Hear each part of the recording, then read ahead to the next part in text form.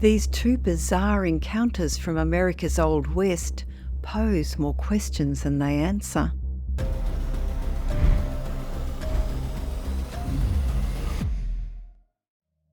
Monster submersible. An unidentified submersible object, or USO, is an unexplained submersible vessel seen in or under the water.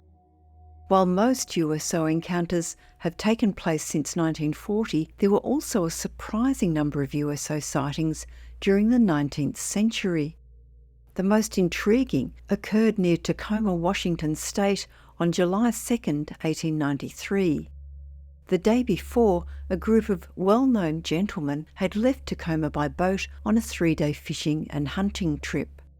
The group included auctioneer William Fitzhenry, H.L. Seal, W.L. MacDonald, J.K. Bell and Henry Blackwood, amongst others.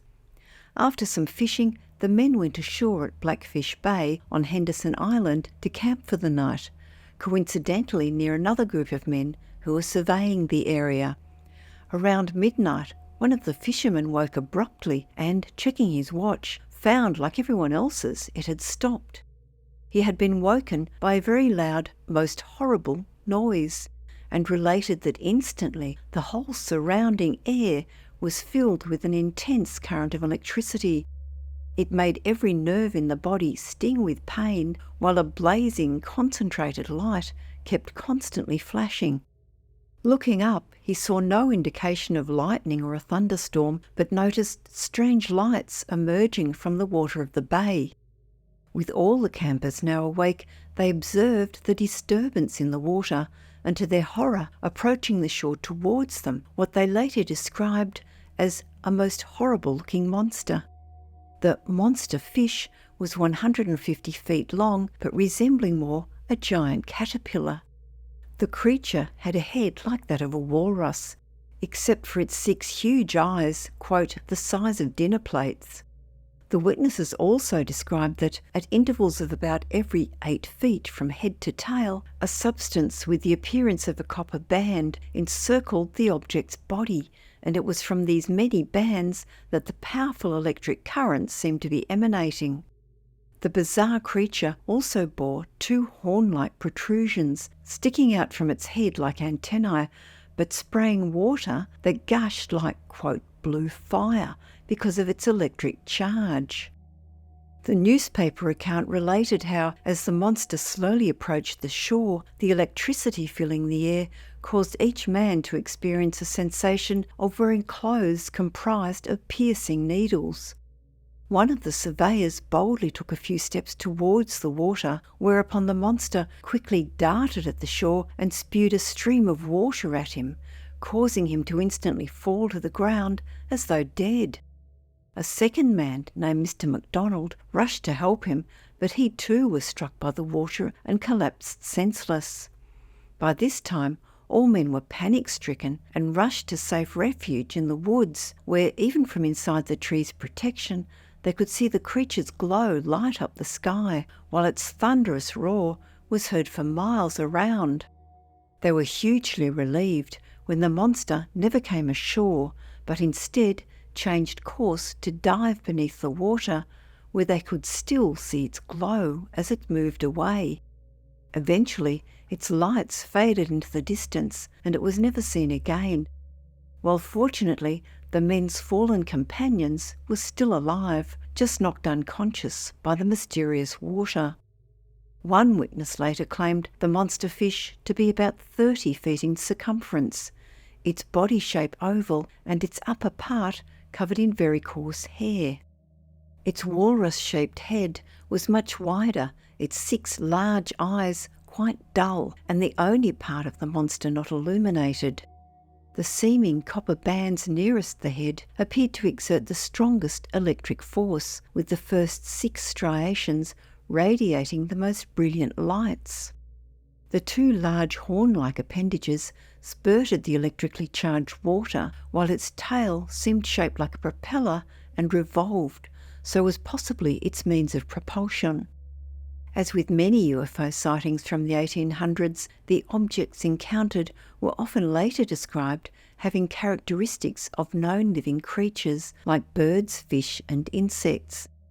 This strange object may well have been a mechanical device, given the details given, like the copper bands and spinning propeller. The 6 large eyes may have easily been portholes, enabling the vessel's occupants to see outside their ship. The astonishing story was published in the Tacoma Daily Ledger on July 3, 1893, and was based mainly on the testimony of one of the fishing party. He told the newspaper that he would be sending a full account of the incident to the Smithsonian Institute, whom he was sure would send out some scientists to investigate. Some skeptics had suggested that the witness made up the story, pointing out that sometimes during the late 1800s, newspapers published wildly sensational stories so as to sell more newspapers. Occasionally, the press would even be accused of publishing completely fake stories. The popular Jules Verne novel 20,000 Leagues Under the Sea had been published 20 years before this, where the world's first submarine is mistaken for a huge sea monster, suggesting the story may have been a derivative hoax. However, it remains the 19th century's most detailed account of an underwater submersible object. Prehistoric predator. The April 26, 1890 edition of the Tombstone, Arizona Epitaph newspaper reported on an experience involving another bizarre creature. On April 20th, 2 ranchers were riding through the Huachuca Desert near Tombstone. In a long remote stretch of desert, they came across a huge, exhausted creature with a massive pair of wings. The Epitaph reported a winged monster resembling a large alligator with an extremely elongated tail and an immense pair of wings, the creature evidently greatly exhausted by a long flight. The startled animal leapt up to the sky and the cowboys chased it across the desert, when eventually the monster tired and fell again. Unfortunately, the 2 men then peppered the poor creature with their Winchester rifles, the bullets seeming to have little effect as it turned on them, snapping its long, tooth-lined beak. The men cautiously backed up their horses and kept their distance, and soon the creature partly rolled over and stayed motionless. Their horses snorting in terror, the cowboys approached and found it had expired. They measured the creature at 92 feet in length and estimated its wings to be 160 feet from wingtip to wingtip. The strange being had only 2 feet, and its head was 8 feet long, having strong jaws lined with sharp teeth. They reported the creature was completely featherless and hairless, with the wings made of a thick, nearly transparent membrane, and the skin very smooth. The Epitaph related that the hide of the creature would be sent east for examination by eminent scientists of the day. A photograph allegedly taken of the pterodactyl later went missing, and it's now known that some attempted to recreate it, with some images quite convincing. However, this story is not necessarily a hoax. A young man called Harry McClure, who lived in Lordsburg, New Mexico, about 90 miles northeast of Tombstone, had known the 2 original ranchers, who told him the Epitaph article was greatly exaggerated. He found out that the creature's wingspan was actually 20 to 30 feet, that its 2 legs were horse-like, and that it had large bulging eyes.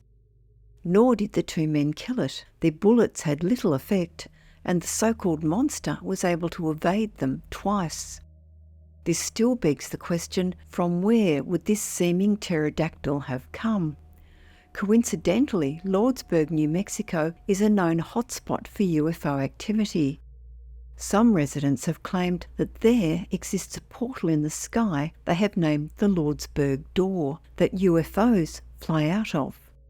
Some have suggested that the UFOs are really airplanes from the future caught up in some kind of time travel.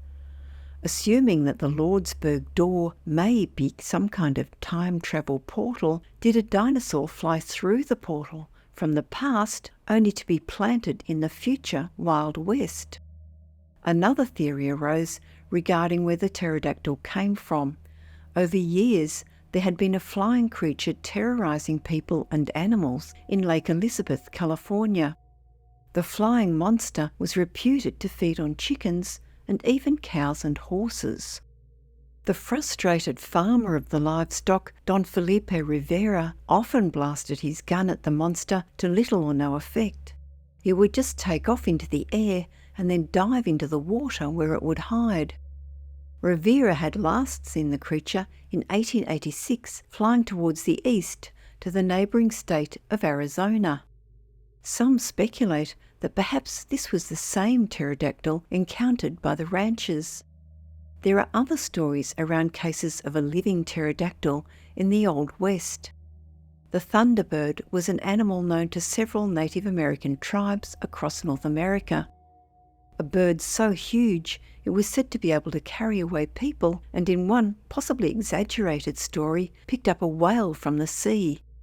One night the giant winged creature was struck by lightning, and the First Nations people subsequently named it the Thunderbird. The famous pioneer Daniel Boone claimed to have once seen a thunderbird carry away a 5-year-old boy when he said that dozens of arrows were shot into the creature with no effect. Some cryptozoologists, researchers and scientists who study strange animals like the Loch Ness Monster and Bigfoot believe that the thunderbird may have been a pterodactyl or a long extinct form of giant condor called the teratorn.